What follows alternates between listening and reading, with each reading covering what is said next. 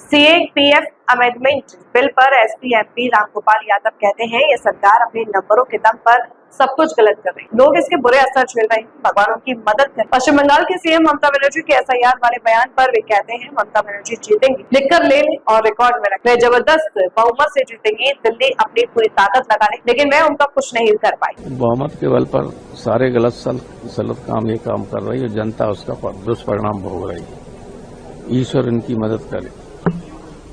Sir, Ranbir Kapoor की रामायण जो movie launch हो रही है उसमें वो कह रहे हैं कि बहुत जिम्मेदारी मेरे ऊपर आ गई क्योंकि राम जो है वो conscious keeper of billions of people across the centuries थे। आप ये स्टेटमेंट आई है रणबीर कपूर। ये रामानंद सागर ने जो रामायण की थी वो सारे ग्रंथों का निचोड़ था, पता नहीं कैसी होगी, उस रामायण का ये कोई मुकाबला नहीं कर सकता। सर, राजनाथ जी जब केरल गए उन्होंने कहा गॉड्स ऑन कंट्री में गॉड ही सेफ नहीं है, सबरीमाला में गोल्ड थेफ्ट हो जाता है।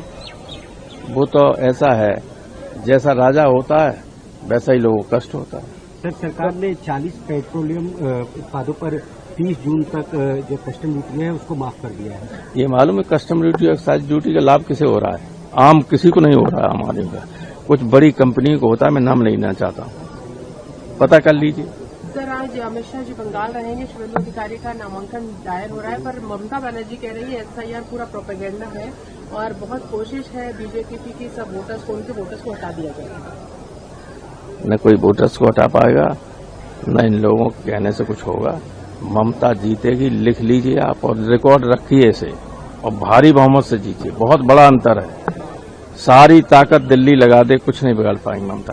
बंगाल में जजेस ऑफिसर्स को जैसे हॉस्टेज बनाया गया है और बीजेपी की ओर से कहा जा रहा है कि वहाँ की सरकार करवा रही है। नहीं, बीजेपी के लोग करवा रहे हैं, मुझे